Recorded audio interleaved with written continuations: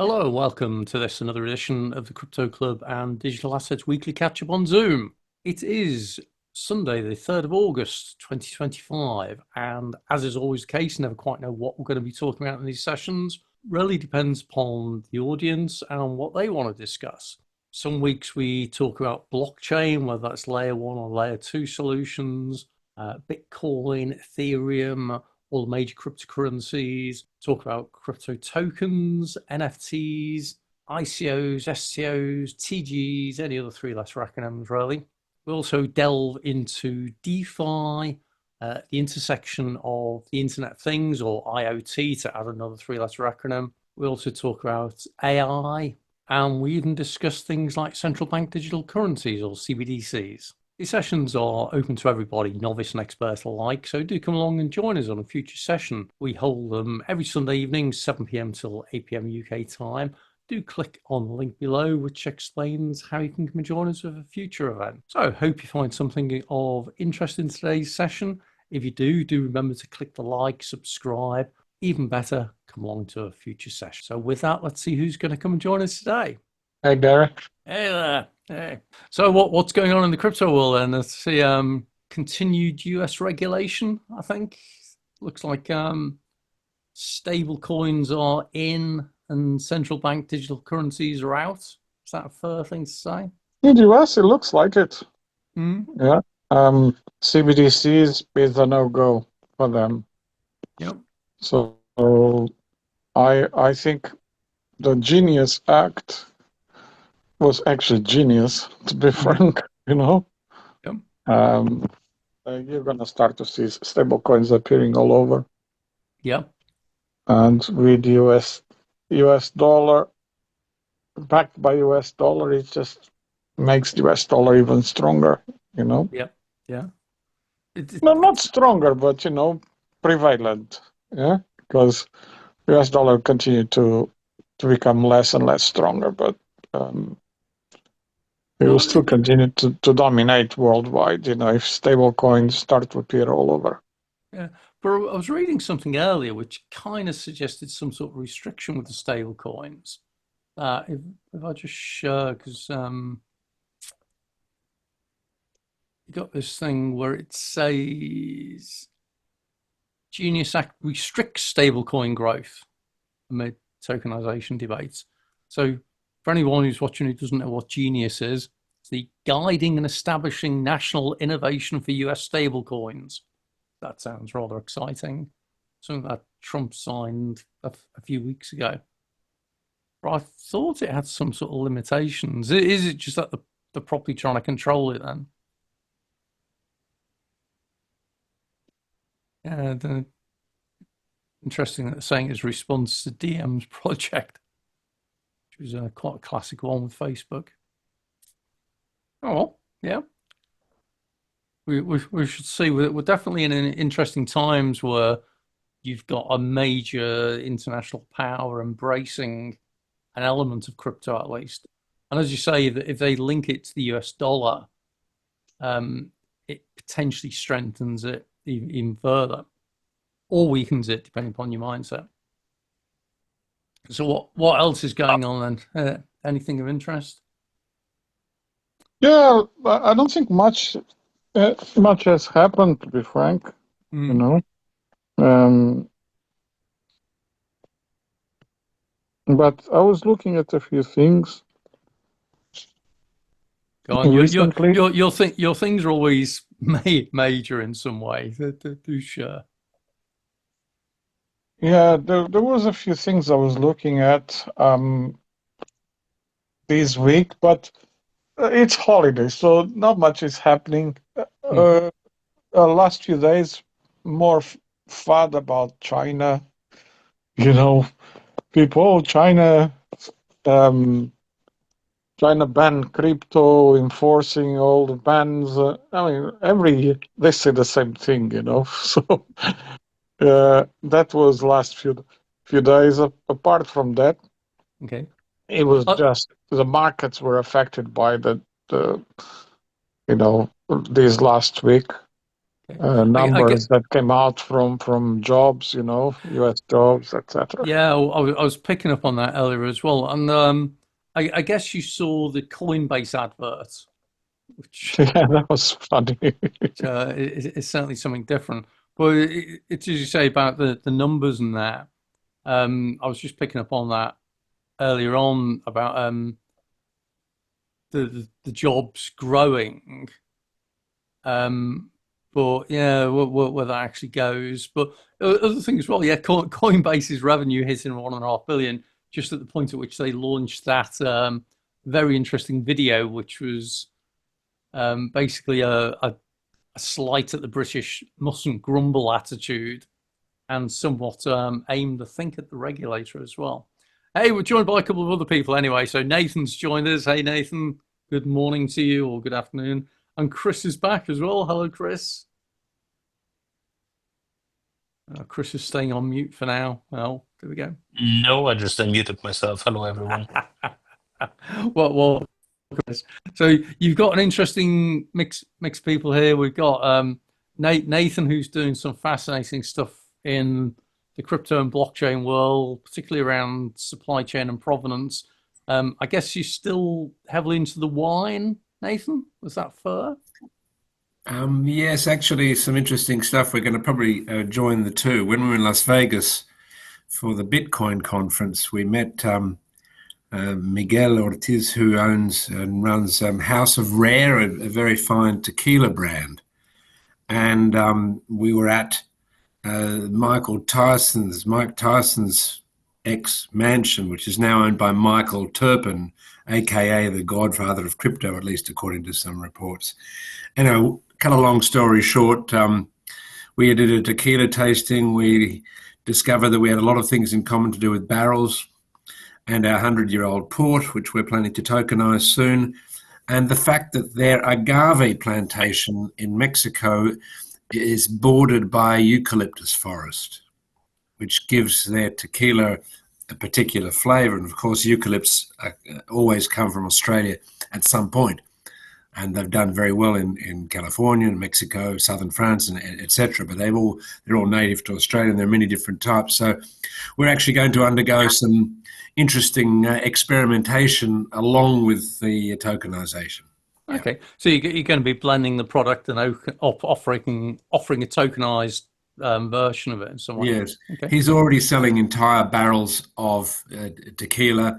They dabbled with NFTs a while ago and they weren't too pleased. So we're currently exploring all the platform and launch options. I think that there's quite a lot of question marks about that. What we're clearly interested in and focused on is the authentication, the provenance, the things you just mentioned, the value proposition, lower commissions, storytelling. They're the things that matter to me. I'm less convinced. I'm not a crypto native, and I'm not fussed one way. I'm an agnostic. We are agnostic. Oktar is agnostic when it comes to platform and currency. So it's more about using the technology. The blockchain technology is the thing that binds us together, and we're pretty confident that that's worth doing. Well, that's a far better way of thinking of it, isn't it? That you're using the technology as an enabler, as opposed to using it because it's the technology type thing. So it's actually bringing you some value. It's good. I look forward to sampling some of the product at some point then. Well, I've just been in contact with my colleagues at Sepulveda in Australia, which is celebrating its 175th anniversary next year. And so one of the things that we have there are barrels which have held fortified wine for upwards of a century. So those barrels eventually kind of wear out, or they start to become too, and it's not only the angel share, the evaporation that's going on there. They develop leaks and so forth. So they often get retired. And in the old days, they were just retired to pasture and turned into garden pots and whatever. But now, in the last, it's probably quite a while now, spirits manufacturers have recognized the value of some period of time in fortified wine barrels for their whiskey, tequila, whatever, brandy. All those products benefit from the extra complexity that they gain from the years and years and years of tiny amounts of port seeping into the barrel. Oh, I thought that was the principle that was used for producing Chardonnay. Certainly in Californian Chardonnay, the oak aged flavour is because it's been into the barrel, which has had other stuff in it. I thought. Well, yeah, but that's generally it's in straight out winemaking, at least in my experience, you've got the difference between American oak and French oak for starters. We won't go into that debate right now, but French oak's better. You have then you have new barrels and second use barrels and third use barrels, and then very, very minor use barrels. That's for straight out winemaking, and so you generally keep like with like, although you can cross, fertilize. You can use one for another, but fortified wine does something else because of the inherent sweetness and the complexity of the products that are inside and the length of time that they stay in the barrel. So in a typical winemaking, red wine, this, of course, or even white wine, a year or 18 months is about all you're going to do. Whereas in our case, our 100-year-old is 100 years in barrel. Well, I guess that's where tokenization comes into play again, doesn't it? And the whole traceability and supply chain thing. Yes, and more than some interesting things. Since we last talked, I'm sharing this. If it's boring, please tell me and I'll stop. But we were at Lalique, the crystal maker, with whom we have a relationship because we did a wonderful project with them. And the owner of Lalique, who's a friend of mine, is also a winemaker, a very good one. Chateau Forgère in Saint-Emilion, Chateau Lafayette, Perroguet, Sauternes, and some estates all over the place. He's a real wine lover. Anyway, cut a long story short, his wine director, who has some of our 100-year-old at Villa Lalique in Alsace, when he heard about the tokenization project, he said, could you do a generational thing? And my ears pricked up and I thought, well, yeah, because, the crypto world, particularly ordinals, the Bitcoin protocol that we're working with, talks about parents and children inscriptions when there's a relationship. And what he was meaning, and I just worked it out, we can do it. If I take myself as an example, I have grandchildren, their mother, me, my father who's deceased, and his father or parents who are deceased. I have birth dates for all. Seppeltsfield could do a 5-generational series, tokenized, so that a family could have every generation represented. Of course, the young ones, who are now 7 and 5, would not be ready to drink yet, but they could be bought, kept, and then opened when the child reaches maturity or whatever you like. So we'll probably do that in due course. It's just another way. There are infinite ways of slicing this cake, of course, because it's tokens, and we're dealing with the product which is in barrel and stays in barrel until such time as someone wishes to redeem a token. So any ideas will be most welcome. And that was a new one, which I really found very fascinating. And of course, nobody else in the world could do it. And I guess if you keep it in the barrel, can you keep that as like en primeur, so there's no tax paid on it until it's actually used? Yes. Okay. Yep.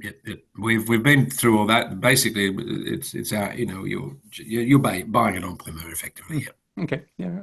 Interesting stuff. So we're talking vintage wine or fine wines and that, while Stuart is in California drinking his first cup of coffee of the day. Are you, Stuart? Are you doing some wine business over there? I live over here. Yeah, I'm sorry you live there. I'm sorry, I know no idea. Okay, I'm in Miami at the moment, but I'll be back in France next week. Oh, okay. No, I was just amused that he had his cup of coffee or whatever. Yeah, not a glass of Napa Valley. Cup. Not a glass of overpriced Napa Valley Cabernet, I hope. Well, No. well, that's what you get to differentiate the Californian from the French, isn't it? The French has got a vintage and the Californian's got a sell-by date. Well, actually, to be fair, I mean, I've spent a bit of time in Napa, and I know some wonderful people there, and there is wonderful wine being made there. There's no question that Napa Valley is a good terroir for producing high quality wine. It's just that for local consumption, when I say local, I mean United States. You guys no doubt know this already, but the United States has a serious problem with sugar, a really, really serious problem with sugar, because it's in everything. And it's become so ubiquitous that people do not even understand and recognize it. because it's not just Coke. Coke might be an extreme example, but I got a shock when I started spending a serious amount of time here that I couldn't buy a loaf of bread which was not sugared up. Now that's ridiculous. Sorry. Do you know that seaweed, dried seaweed, also has sugar in it? American products, yeah. Well, if it's done for the American market, it'll always have some sugar in it, because otherwise people will not like it. They won't buy it. That's right. But again, putting the crypto angle back on, conscious that is in theory what we're talking about, is again the whole provenance and traceability of being able to prove that stuff hasn't got things like sucrose, fructose, glucose Good idea. added in. Is definitely an interesting thing. So, okay. So how far away do you think you are from converting this into something we're going to hear more about, commercialized? Well, I know I'm not young, and I shouldn't be taking my time on anything, but Okta, that's the name of our little startup, has no less than 25 projects in the pipeline. So the tricky part is being flexible enough to shift priorities when required, because we're still really playing in a field that we know little about. We know we're doing something interesting. We know we're not a startup that requires large amounts of money. In fact, I haven't asked anybody for anything at this stage because I want to do it and prove. We had started with 5 proof of concept projects, of which the wine is one. Our first one is the only one we're actually launching, which is our Georges Braque painting, which I've mentioned before, which has digital fragments, and so it's kind of a hybrid artwork, and that's going to be fine. The next one probably will be the tree, which is our 350-year-old French tree, from which barrels are made currently and links to a whole lot of other projects. Then there's the rhinoceros. That's a recent one that's turned up. And that is a story which would take me hours to go into, but it's a very exciting story that goes all the way back to Albrecht Dürer in 1515, but has a modern version created by Asprey, the luxury brand. They've made an incredible limited edition of 12 kilograms of silver rhinoceros. And we're going to tokenize one of those and fractionalize and tokenize. My cello, that's slated for March next year. That's got a specific date because there's a very exciting, for those of you who are in London, probably the most exciting, if you're interested in the cello, which is my background, it's a new international cello competition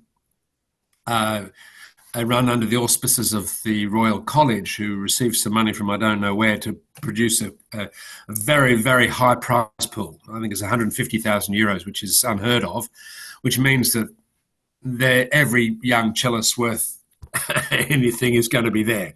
And at least at this stage, we have a tentative arrangement where I will loan for at least a couple of years my cello to the winner of that competition as part of the prize, and that will be a deadline for us to tokenize the cello's ownership. And the point about doing that, of course, is that people who own a fraction of the cello can say, look, there's my cello in the Royal Albert Hall or Carnegie Hall. You can't eat the cello, you can't cut it up, and you can't have it in your living room, but you can watch it grow in value by being played by people better than me. That's the idea. So they're the projects that are very high up in the timeline. Okay. And I guess the other thing with that as well, it's a bit like tokenizing fine art.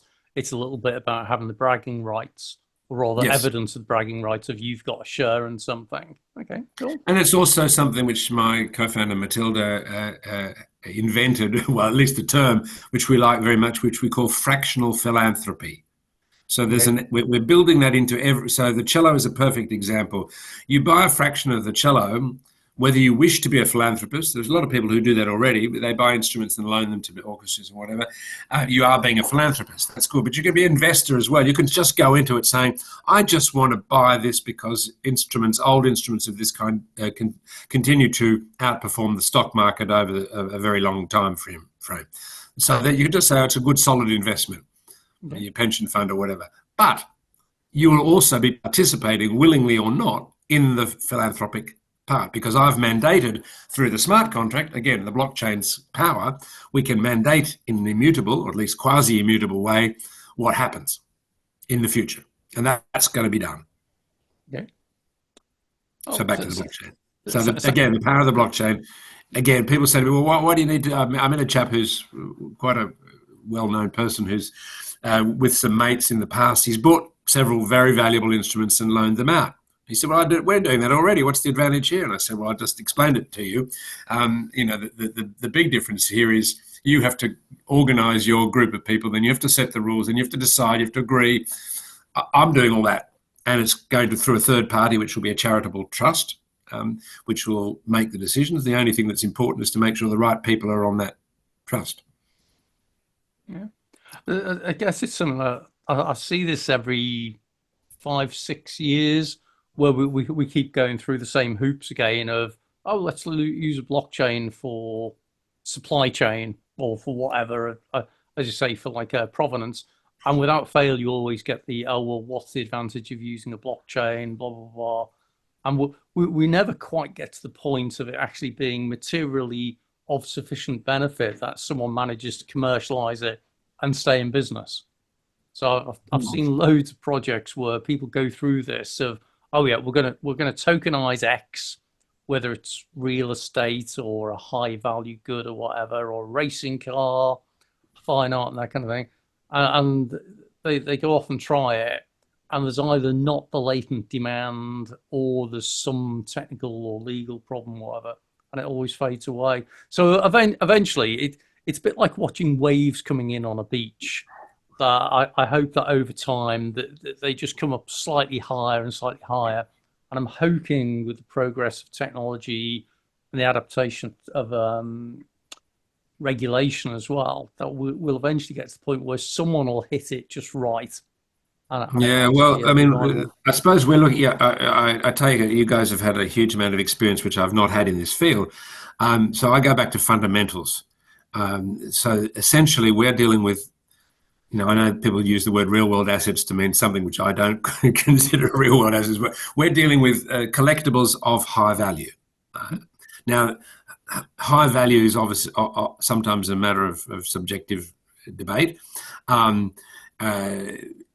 Is the 350-year-old tree of high value? Well, I would argue, yes, it is, and it's extremely rare. Is it scarce? Yes. Is the wine scarce? Is it worth what we think it's worth? Well, that's debatable, but it's definitely scarce and rare, and we can do things with it you can't do with any other product. So the question then becomes, if these things, and every one of them has high value, are we adding value through the blockchain?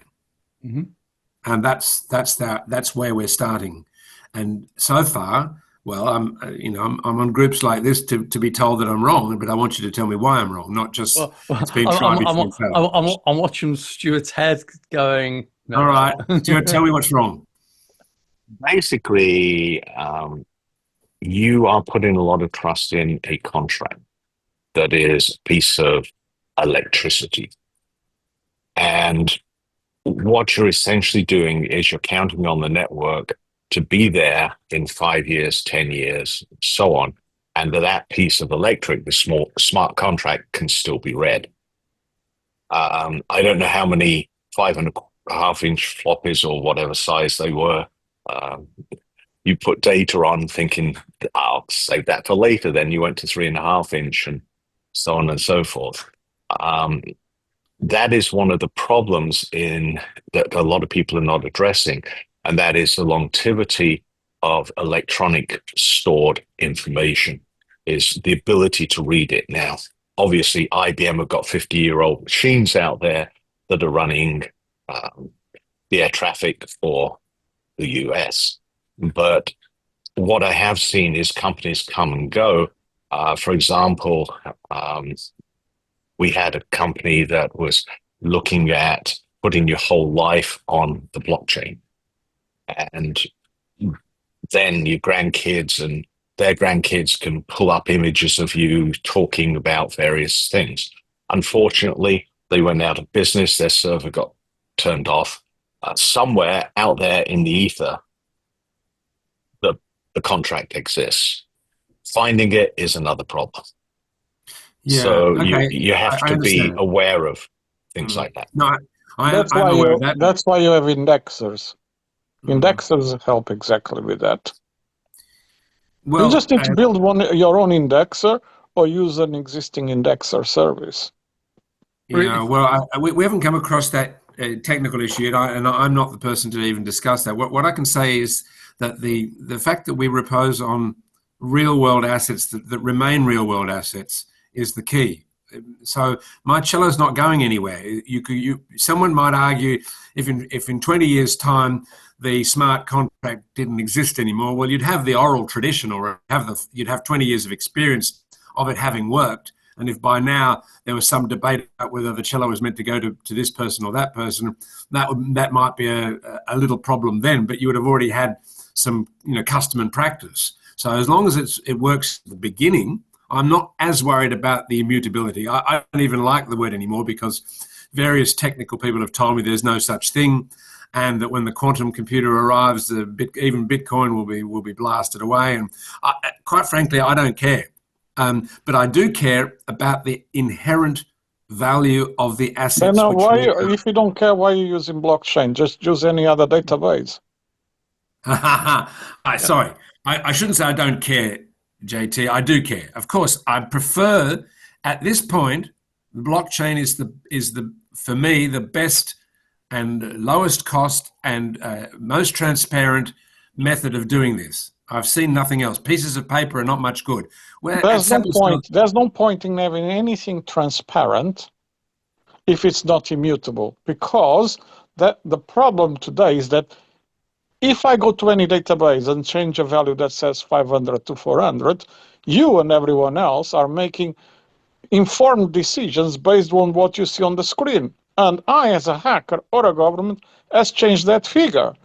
It's just, I'm sorry, but it doesn't make sense at all what you are saying. I'm sorry to say that. The most important thing in a blockchain is the immutability. If you don't have that immutability, use a database. It's very simple. I'd quickly throw a couple of other things though. First of all, I agree. The concept of immutability is much hyped. I often use the term tamper evident, in that it's a database where you can see that something's gone wrong. So it's a bit like having a lock on your garden shed. It doesn't stop the garden shed from being broken into, but the fact that the lock's broken means that you can see something weird has gone with it. Blockchains as an architecture, because ultimately they are databases, and this is where I find it funny when people say, well, why don't you use a database instead of a blockchain? Well, actually, a blockchain is a database. It's just the architectural structure of it's different. It's about what value does that architecture bring. So to me, it's not actually the immutability, because I've had that argument so many times about how you can code a database to be secure and controlled and everything. It's things like how it's decentralized, which kind of comes towards Stuart's point about the longevity of the media. So you're right. You think about how electronic media is one of the fastest changing sectors that goes on, which is why I can't remember who wrote the book now, but it was a Christian Clay Christensen, about the innovator's dilemma, where he actually studied the speed at which media changes. So from 5.25 inch to 3.5 to USB to USB 2 to blah blah blah blah. It keeps changing absolutely. Well, at least if it's on a decentralized distributed database, which is what and immutable. Is. Well, immutability again, I'm not convinced is whether there is true and absolute immutability. If you throw enough, it's claimed, isn't it? Yeah, then you don't need a blockchain or a DLT. Then you go for traditionally. No. Just use. I'm sorry. Let me just finish this. You can simply use Zookeeper with any distributed database. So this is my point, that I'm arguing that it's the distribution and decentralization which is of value, not the immutability. So distributed and centralization are two different things, but they intersect with each other. Yeah. Yeah. But this is the whole thing about where people will try and sell the idea of a blockchain, and they'll say, oh, it's immutable. When reality is, if you throw enough resource at it, it's not quite. But the reality of it, if you stick something as a Bitcoin ordinal, what is the compute or the complexity where that could get rewritten? It would be incredibly expensive to do it in terms of compute power and effort. So I would say it's sufficiently immutable. And I know that's kind of an oxymoron. Yeah. Let me add something else. Um, Let me add one more point, Nathan. And that is on the immutability. Data is not going to be stored on the chain forever and ever. You cannot afford to store it on the chain. So it has to go to an offline database. So you've got your indexing system that is on the blockchain. But if you've got a problem with the blockchain and that restarts and rebuilds and so on and so forth, I guarantee you something's going to go wrong. Well, it's just the nature of things. I do take the point. So, I mean, again, I'm not trying to flog our business at this point because I'm not trying to sell anything yet. Well, apart from some digital fragments of Georges Braque, but we are building I hope quite a robust website, which will be our own platform, effectively, where we can store the information as well. And so when we find whether it's a smart contract or whether we find any inherent weakness, whether it's an ordinal or a Solana or any blockchain technology that we use, if we find it's not doing the job, we will switch and we'll relate back to our own traditional website, which of course is still electronic. The one thing I just don't think will be of any great value is like the paper certificate. And that's the one thing, I had a paper certificate for my cello and it got stolen by accident. Well, as it happened, I'd taken a photocopy of it. And in the end, the W.E. Hill had an archive which they had retrieved before the place burnt down some years ago. It was a horror story, but the information was somehow stored. But that's in an extreme case. And I'm not in favor of one or the other. I just believe what we're doing now is superior to the traditional means of I'm telling you this is authentic and here's my piece of paper to prove it, which is what Seppeltsfield currently does. You buy a bottle of the 100-year-old port and we tell you it's a 100-year-old port, we give you a certificate. Well, that's much easier to fake than the ordinal. Much easier, as Gary just pointed out. There will be an ordinal or something else, but probably an ordinal. Data in, data out. So just a sec, JP. The problem is that your certificate of authenticity that you're going to put on the blockchain, I can fake it going onto the blockchain. So at origin, it doesn't prove anything. It just, whether you're an honest person or not. Now we're getting to something interesting. Now, yes, absolutely. Trust. So again, the things that we're working with all have some form of third-party authentication potential or audit. We're going to do that with everything. So for example, the Seppeltsfield's wine is regularly audited. Now, it's kind of a useless exercise, but the bank requires it. As it happens, I'm no longer a partner in the organisation, but I'm the official valuer as far as the bank's concerned. They trust me to value the stock and to look at it and determine that it hasn't changed. Well, it hasn't, Now, if you don't believe it, don't buy it, regardless of how we are selling it. So the piece of paper or the bottle or anything can be faked. All of it, of course. But I believe that Seppeltsfield, being the owner, the manufacturer, and the storer of the wine, providing that digital certification will pass muster. I hope so. In the case of the tree, I've got the certificate, which is paper, currently, of the ONF, the Office National de Forêt, the French government, which guaranteed that this tree, which came from this specific GPS location, is a minimum of 350 years old. The tree's been cut down. We will count the rings and we'll tell you exactly how many years that tree has been in existence and we'll have photographic evidence. Now, all of those things will go together. And if you believe I'm a liar, don't touch it. That's the way I'll be saying to people very openly. I'm 74. I don't give a fuck. If people don't want to believe me, then go somewhere else. But I'm telling true stories. That's it. Right. So trust, yes. Trust is very important. I agree. You can't get away from that. Yeah, you've never bought copper from East Africa and had it No. certified by an independent audit company that's worldwide, and he was paid off, and well, Well, you probably know. I don't know whether you know the Leonardo da Vinci story, the most expensive artwork ever sold, the Salvatore Mundi. You gentlemen aware of this story? Yeah, I Oh, know the story yeah. quite well. Many Hmm. people think they know the story, they don't know the real story, Well, which nobody is knows the quite real funny. story. JT, Which, the real story is as yet not complete, meaning that the history of what's happened is known, but we do not know to what extent. We're pretty confident that Leonardo da Vinci had something to do with the painting, and we're pretty confident he didn't paint 100% of it. But did he paint 20%, 40%, 80%, so 100%? there's only one paint that's, so if you know enough, I know enough about LDV, okay? There's only one paint that he painted more than 80%. Every single, don't forget, he was a master, he was a teacher. So he started the majority of the paints attributed to Leonardo da Vinci, yeah, he painted only a small percentage because Mhm. his students painted the rest. Yeah, so it's normal when you see Da Vinci out there. It's not fully painted by him. So I think you can guess which one was painted. Majority was painted by him. Yeah, it's very famous. It is in the Louvre. Okay, Mm. that's the only one that it was like majority of it was painted by him. Now that one.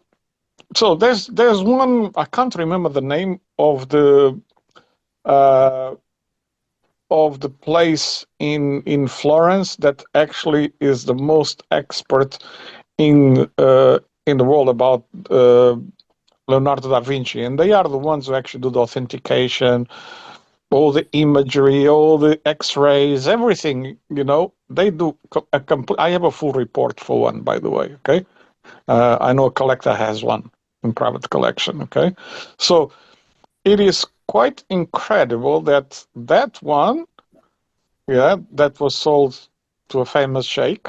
Okay, um, it was vetted as a real Leonardo. Yeah, he went to, uh, I don't like to talk about the name of the auction houses because he can impact on a lot of Well, things. I've, But I, it was vetted by an auction yeah. house.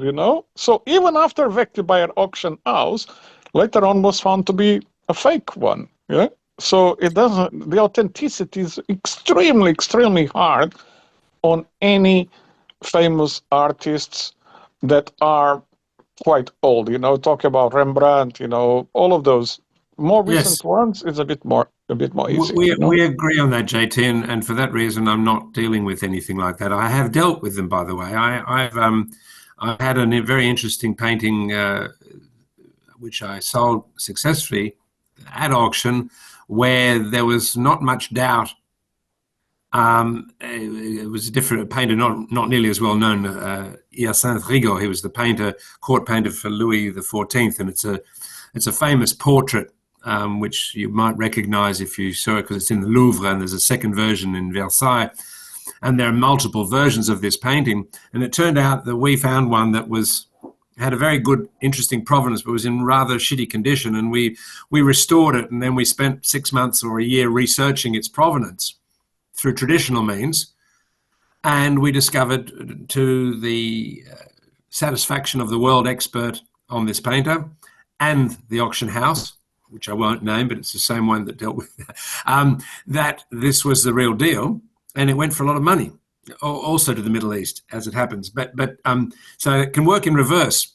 You can actually do the work, and you can authenticate something which is in doubt. It's much worse when you're dealing with something like Da Vinci, where there's an expectation of huge value. But of course, that particular story is. You're quite right to what you said about the multiple people who generally worked on Da Vinci. Michelangelo, by the way, is not like that. He didn't have a school. He didn't really teach. He had one or two students, lovers, whatever. But they were not really part of his. He painted alone, as far as we know, nearly all the time. But there are almost no Michelangelo paintings in existence. they just don't exist. He painted, this Sistine Chapel and sculptures and so, but his few easel paintings have mostly disappeared. But so for that reason, that's one of the other things, by the way. Oh, okay. So again, I'll bore you with this, why the blockchain is useful here, but it's not just the blockchain. So my cello is either by David Tekla, who's, you may not know the name, but very, very famous cello maker based in Rome. Italian, but with a southern Tyrolean background. That's why the name Tekla. So that part of Italy, where he would have spoken German as a child. It's either by him or not. Right? Now, there are several experts, and they're all still puzzling. I have a certificate, which used to be the gold standard by W.E. Hill and Sons from 1945, stating unequivocally that it is. And I could, let's say, dissimulate somewhat and just refer back to that.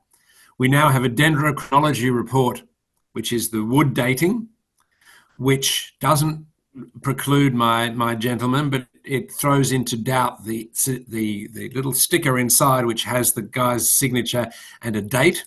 That date might be 10 years out, but still in his lifetime. I'm going to publish all the information, every bit of it, everything I know, including all the doubts, whatever anyone said about it. Take your pick.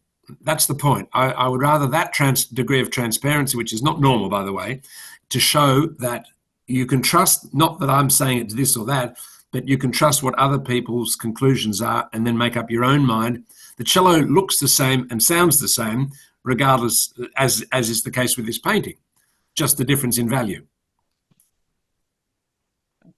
I guess it all comes down to, as we've all realised a while ago, it doesn't matter if you're digitizing stuff and you're putting on new technology. We've still got fundamental issues around identity, provenance, fraud, proof, everything like that. Exactly as Stuart says. I mean, I used to work in the metals trading business, funnily enough, so I'm painfully familiar with copper in 2020, I think it was, which actually turned out to be painted stones. Really? And it'd all been validated, it'd all been approved, all been accredited and everything. And there was an even bigger case with nickel. I seem to remember there was a load of nickel which was alleged to exist and all had problems and everything, and then didn't. So yeah, it comes down to, as I'm sure others before me will say, GIGO, garbage in, garbage out. And this is the whole thing, that the point of failure typically with a lot of these systems isn't the technology, it's when the data goes in the first place, and that can be fraudulent. I also, there's something else that I've noticed in my, let's say, 1 year or so in the Web3 world, is that there's a lot of quick buck mentality. There's an awful lot of people who want to 10x their money in 5 minutes, and that's antithetical to me anyway. So it just goes against what we're trying to do, which might work against us. I don't know, because we're telling people, look, you can buy a token, but really don't go and trade it tomorrow, because you're not going to get the full value. That's not what Trump thinks, you know. So, look, I mean, the latest one, I don't know if you guys seen this, but they're going to launch the Truth token, you know, for Truth Social. So Trump media just announced, literally this weekend, that they're going to, I think it was this weekend, they're going to launch the Truth token. They filed with the SEC. That's incredible. So they're going to try to suck more liquidity out of the market. So, you know, what's wrong with it? Some people What's wrong with it, JT? Nothing wrong. You know, they're creating the law so they can actually milk as much as they want. It's fair to them, right. You know. Wow. Yeah. So if I'd have had the idea, I'd have done it. In the press today, Truth token comes in with SEC filing. But I presume that's Truth, as in, I was going to say it's Truth Media, which is it's the platform. Yeah. It's like X. Yeah. Or like Twitter. Yeah. That's makes sense. That's on top of the 2.4 billion that they raised in May via the private placement. I mean, they are like billions and billions just adding up, and people are happy to give them the money. I'm like, well done to them, you know. Just dumbasses, let them be dumbasses. They will see what is going to happen to their money. But Very I suppose simple. I suppose the other thing as well is that we're living in a fascinating time where a sitting US president is active in crypto in whatever way. That at Is least he, milking yeah, crypto bros, you uh, know. at least he appears to have at least heard of it and potentially understands some of it. But you're right. You take a look at this is the truth token price at the moment. It's like, come on, there's some crazy stuff going on here. But it's interesting with this latest announcement that hasn't had any impact on the price of the truth token. So, But listen, they're gonna launch the truth token. mhm. So whatever you see there, it's a fake one. Oh, is that right? Is Yeah. this The announcement okay? is that they're gonna launch a truth Okay, token. okay. I thought it was more of a No, no, no, something else no. on that. Okay, so the truth token isn't the truth then. And neither will the new one be truth. So they basically put a SEC filing, you know, for this Yep. truth token. So it means they're gonna launch it. Yeah.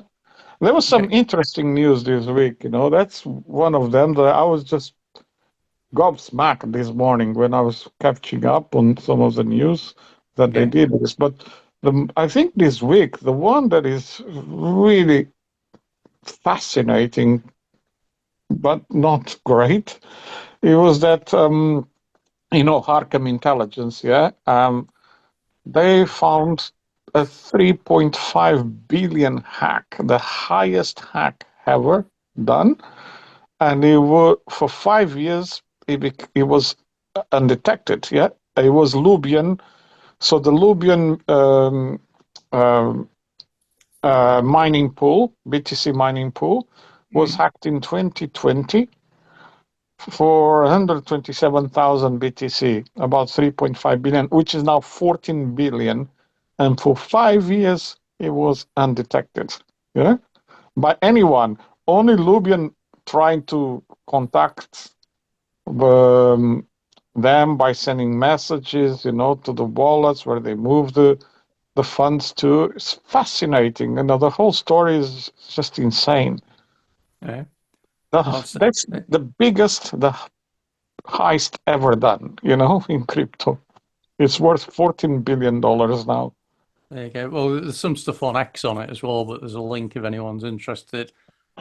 Yeah. As you say, 3.5 billion at the time.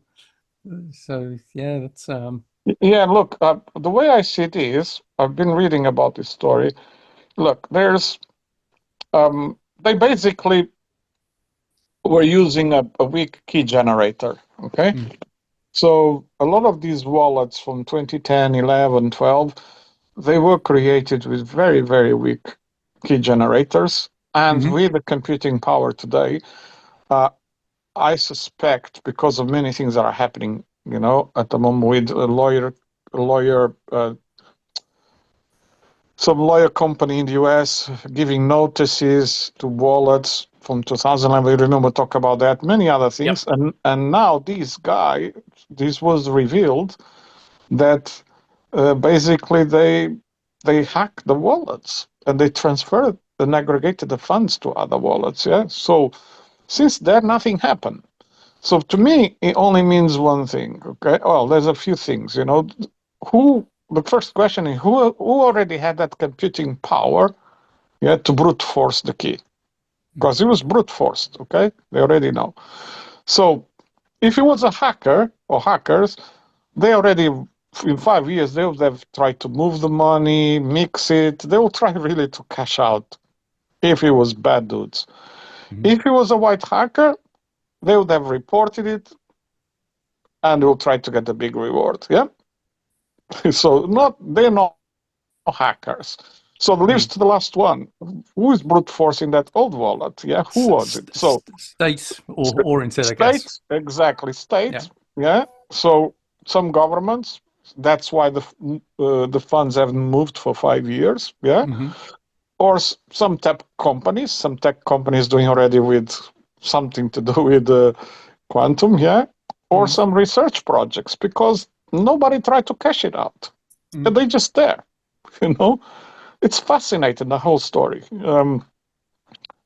And then, of course, I was thinking, these Solomon Brothers law firm from US, when they sent that notice and gave them, they said, oh, these are abandoned wallets. You have to move them until 30th of September. So when I'm starting to connect that one plus this one, there's a lot of weird stuff happening with Bitcoin wallets, at the moment.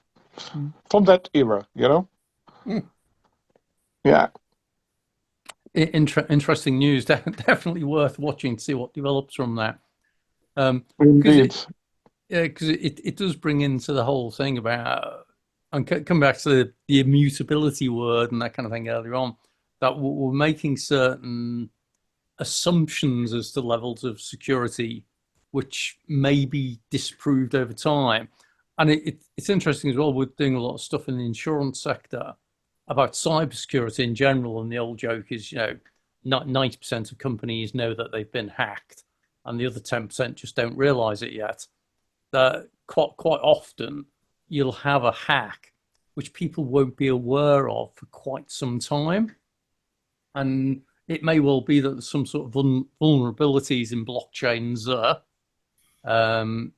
or in the wallets, or as you say, in the key generation, that people have exploited, but the victims don't realize it yet. So it's a bit like having the keys to your house and someone's already been around your house and you don't even know it yet. So yeah, interesting ones, JT. Thank you for that as always. Yeah. Another one was the FCA. They've announced on Friday that retail traders will once again be allowed to buy exchange-traded notes. Yep. ETNs are allowed now. I'm like, who wants to buy paper? That was a few weeks ago, wasn't it? Where they announced that they were reconsidering retail investors being allowed to buy crypto derivatives. So that was all. No, that was they were thinking. I think this Friday they announced it. Okay. Yeah. So, yeah, that's the one. I think it will. I think the change this starts in October. October. Okay. Yeah, so October 8th. Because there was one UK ETF, wasn't there, which the FCA kind of stopped. I'm trying to remember. ETFs are not allowed. Now they're allowing first ETNs. So let's see how it goes. Yeah. So yeah, as you say, announced on the 1st of August. So just a couple of days ago, where they're allowing access to ETNs. So yeah, interesting news. Excellent. Thank you for that. One last one. Go on. Operation Choke Point 3.0 has arrived. Guess who's doing it? You remember Choke Point 2.0, 1.0? No. It was when the SEC and Biden, they were trying to pretty much damage the crypto industry and trying to stop people. So now CoinDesk put a story about A16Z warning the anti-crypto bank tactics. So JP Morgan apparently has increased, because the US government has said banks have to start to comply and allow crypto, blah, blah, blah. So they can't stop it anymore, but guess how they did it? They are putting the fees really high up. Really, really high up. So they're trying to make it hard for people to move $100. You have to pay $10 fees, for example. So there's all sorts of conversations around that at the moment. I think a few of the top banks are really doing that. And it's interesting you mentioned that as Choke Point 3, because there's just been the announcement about Choke Point 2, where Coinbase is saying the FDIC was holding some files around that, being like the organization in the States that kind of guarantees deposits in some way, which doesn't apply to crypto. Okay. Interesting notes to finish on then, JT. Thank you for that. And timed perfectly with the end of the hour. So we're going to have to close off at that point, I'm afraid. So I'm going to thank everyone who's joined us and those who are listening. Chris, I know, was listening, staying very quiet. Ken joined us, but Chris just is drinking a glass of wine and enjoying it. and Stuart's drinking his coffee, and Nathan's busy thinking about his tequila. So, folks, thanks for coming along. Always interesting. Always learn something. Great to share stuff as well. Have a great day, and see you around, folks. Bye for now. Bye. Bye.